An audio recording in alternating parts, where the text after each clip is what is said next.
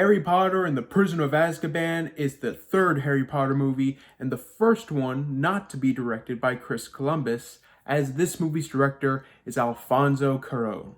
Harry, Ron, and Hermione return to Hogwarts, where they delve into a mystery surrounding an escaped prisoner who poses a threat to the young boy who lived.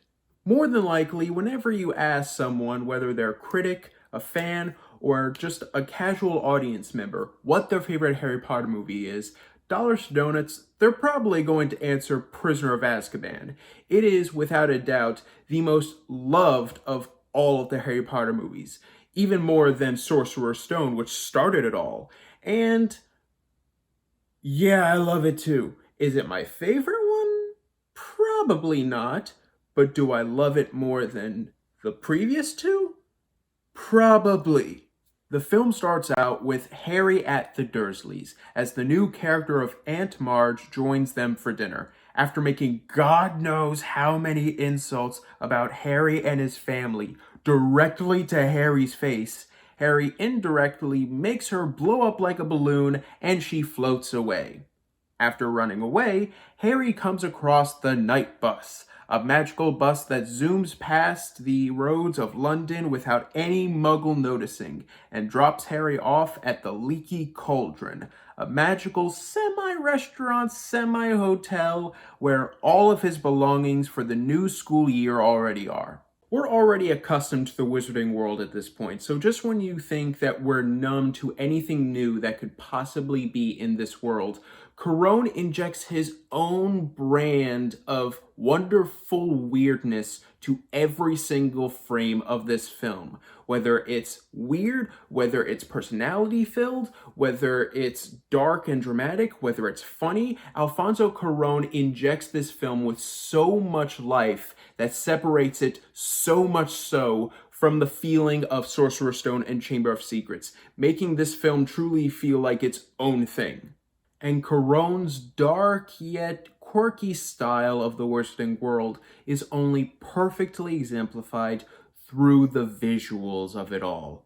Whether it's the fade to black, fade to picture editing style that perfectly reinforces the idea and central theme of the film of finding a light in the darkness, the imaginative transitions as we go through season after season at Hogwarts, or the multiple uses of long takes that allows the audience to fully embrace this world and allows the actors to have their performances flow so naturally between each expression. It is beautiful filmmaking, and in my opinion, it is gold standard film direction. I can't get to every reason why this direction style is so brilliant. If you want more, Movie Flame did an entire analysis of why this movie is brilliant. Go check him out. The link is in the description down below. It is just beautiful direction. That's the sum of it. After Harry is told about the escaped prisoner, Sirius Black, who is out to get him, on the Hogwarts Express, the trio as well as the audience are introduced to two big players of this film. One is the Dementors, the Guardians of Azkaban, creepy hooded figures that turn everything around them ice cold and suck out the joy of their victims until there is nothing left of them. And the other is Remus Lupin, played by David Thewlis, the Defense Against the Dark Arts teacher who saves Harry from the Dementor. Once the trio gets to Hogwarts, they are introduced to two new developments. One is Michael Gambon as Dumbledore. Rest in peace, Richard Harris. And the other is padding. Loads and loads of padding. Now look, I love Cuaron's quirky style of direction, but along with it comes a whole lot of unneeded scenes that I don't know whether he meant for world building or comedy sake, but even though some of it is funny, all of it is unneeded and all of it kind of bogs down the runtime. As the school year goes on, the trio meet with quirky development after quirky development, like the baddie divination teacher, Professor Trelawney, played by Emma Thompson, the magical Care of Magical Creatures class taught by Hagrid, where Harry gets to fly the Hippogriff Buckbeak, and the Defense Against the Dark Arts class that just looks so freaking fun. Along with that, they also learn more and more about Sirius Black. As it turns out, he was best friends with the Potters, and after he told Voldemort their location, he killed their other friend Peter Pettigrew, and having learned this, Harry vows vengeance on Black. Don't get me wrong, the pacing around the middle is where the movie slows down a bit, but God, is it fun, and God, is it interesting, so I will allow it. The year goes on as, after fleeing from Buckbeak's execution as the poor hippogriff injured Draco Malfoy, the trio come across the Shrieking Shack and come face to face with Sirius Black, played by Gary Oldman. After Remus stops Harry from killing Black, they realize that Remus and Sirius are friends. However, as it turns out, they are not looking to kill Harry, but to kill Ron's pet rat, Scabbers.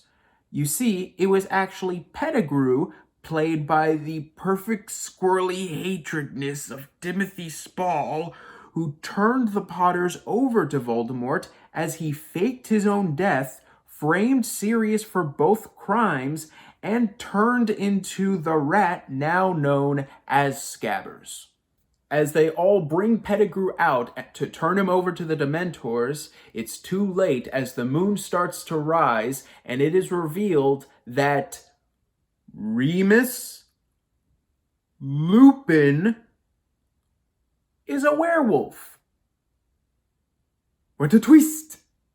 So after a gnarly transformation scene and a brutal fight between Remus and Sirius, Harry and Sirius are ambushed by a whole horde of Dementors. But before the Dementors can kill them off, Harry sees a bright light that drives the Dementors away, produced by a stag across the lake made of pure light. A stag that he believes his father produced. And for the life of me, I've never understood why he thought his dad produced that stag. It makes no sense. It looks like the day is lost as Sirius is captured again and sentenced to death. However, Hermione pulls out her necklace and wraps it around both her and Harry as the two go back in time to save Sirius. This is what is known as a time turner. And as every Harry Potter fan has brought up, it is the bane of their existence. Because if this exists, why not just use it all the time instead of just this movie? And as a time travel story fan, I can honestly say from the bottom of my heart, I don't care. These scenes are awesome. So Harry and Hermione save Buckbeak from his execution, and as they watch the past Harry and Sirius get ambushed by Dementors, they wait for Harry's father to show up. When he doesn't, because he is obviously dead, Harry takes matters into his own hands and produces the Patronus himself.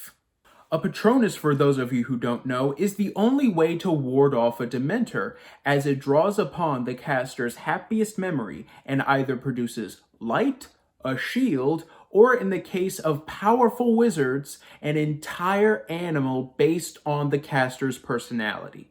And man, is this scene awesome! When Harry produces the Patronus and shouts, "Expecto Patronum," all the sound around him just dies down, and above it, the music, the calming music just grows, and it just fills you with this ease that everything is going to be all right.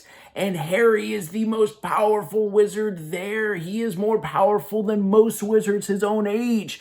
It is just such a satisfying scene, and it is one of the best scenes in the entire series. Ask anyone. So Harry and Hermione save Sirius, Remus resigns from his post as he was outed as a werewolf, and Harry is sent the fastest broom from an anonymous source and flies it into the air, where we end the movie off on either a perfect reverse of what the Dementors do to a person, or one of the most awkward freeze frames in any movie, depending on who you ask. For me, quirkiness is par for the course for this film, so once again, I'll allow it.